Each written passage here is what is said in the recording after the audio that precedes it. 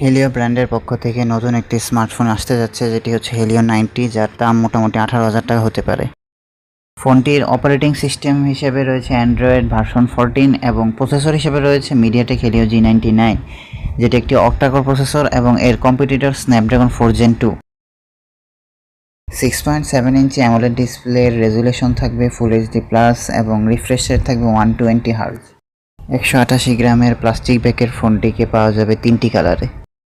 ফোনটির ব্যাক প্যানেলে সুন্দর একটি কাটআউটের ওপরের দিকে প্রাইমারি 64 মেগাপিক্সেলের সেন্সর এবং আরেকটি 2 মেগাপিক্সেলের সেকেন্ডারি সেন্সর।